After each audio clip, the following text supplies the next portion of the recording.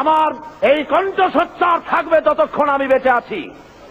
আমার উপরে যদি হামলা করা হয় আর আল্লাহ রাব্বুল আলামিন যদি আমার শাহাদাতের দরজা নসিব করেন, তাহলে আল্লাহর কাছে দোয়া থাকবে, আয় আল্লাহ, তোমার কোরআন আমার সামনে, শাহাদাত যদি আমার নসিব হয়, আমার রক্ত যেন লেলিহান শিখা হয়ে কমিউনিস্টদের জ্বালিয়ে পুড়িয়ে সার খার করে কলেবার পতাকা যেন উড়িয়ে দেয়।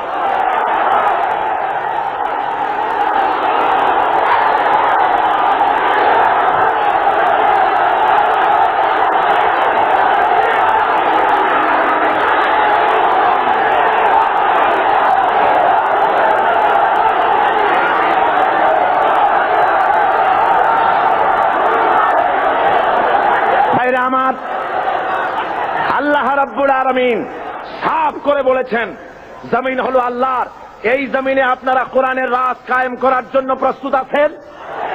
জোরে বলেন, আছেন? যদি জেলে যাওয়া লাগে যাবেন, যদি ফাঁসির মঞ্চে চড়া লাগে চড়বেন। আমি মুসলমান আল্লাহর ফুল, আমাকে প্রস্ফুটিত হওয়ার জন্য ভোরের বাতাসের দরকার নাই। আমার জন্য দরকার বদরের, ওহদের শহীদের রাঙা একটা জামার দরকার। ওই শহীদের রক্ত বেদা জামা যদি আমার গায়ে দেওয়া হয়, সারা বিশ্বে আমি বিস্ফোরিত হয়ে পড়ব।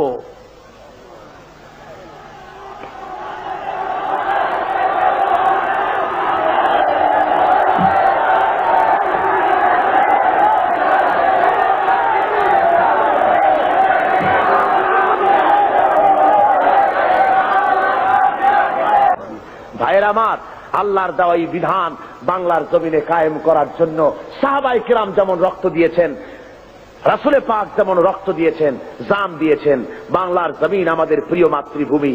এই জমিনে আল্লাহর দেওয়া বিধান কায়েম করতে যদি রক্ত দেওয়া লাগে, জান দেওয়া লাগে, দিবেন আপনারা? দিবেন আপনারা? আমি আজকে এই মাহফিলে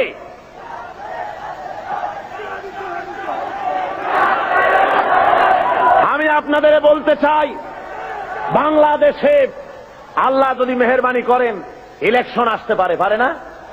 পারে কিনা?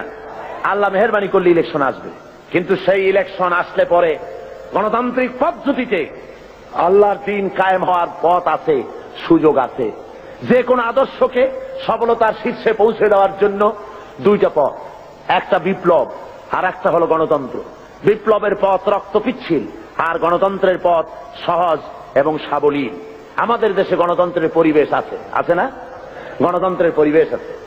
এই গণতান্ত্রিক পরিবেশে যদি গণতন্ত্র আসে, ইলেকশন যদি হয়, তাহলে এবারের ভোটগুলি যাবে কোথায়? কাদের কাছে যাবে? ধরে বলেন, ইসলামের কাদের কাছে দিবেন? কিন্তু বসন্তের কোকিল আছে এক রকমের। বসন্তের কোকিল চেনেন? নাম শুনছেন, চেনেন না। বসন্তের কোকিল কারে বলে? সারা বছরে খোঁজ নাই, বসন্তের সময় কু কু করে, ঠিক কিনা? ইলেকশন আসতে পরে এক শ্রেণীর হুজুর আসবেন, সারা বছর রাজনৈতিক ময়দানে নাই, জেলে নাই, জরিমানায় নাই, কোথাও নাই। অত দলীয় মোর্চা, অত দলীয় নেতা, লোক নাই, জন নাই, এসে পাগড়ি মাথায় দিয়ে বলবে, ইসলাম গেল, আসুন আপনারা সবাই ভোট দিয়ে আমারে প্রেসিডেন্ট বানায় দেন। এরকম হুজুর, এ ধরনের পীর সাহেব, এ ধরনের কোন মৌলানা সাহেব দাঁড়াই দিতে পারে, আমারে ভোট দেন। এখন বলেন, যে লোকটার কোনো অফিস নাই, লোক নাই, কর্মী নাই, কিছু নাই, ইলেকশনের জন্য দাঁড়াইলো, আপনি বরকতের জন্য ভোট দিলেন, ইসলামের ভালো হবে না ক্ষতি হবে? জোরে বলেন, কি হবে? এই নেতা তো হুজুর সাল্লাল্লাহু আলাইহি ওয়াসাল্লামকে বানাইতে চাইছিল আবু জেহেল। নেতারা বানাইতে চাইছিল, হুজুরকে নেতৃত্ব দিতে চাইছিল না? হুজুর নেতৃত্ব নিয়েছিলেন? কেন নেন নাই? হুজুর বুঝেছিলেন, এখন যদি আমি প্রেসিডেন্ট হই তাহলে আবু জেহেল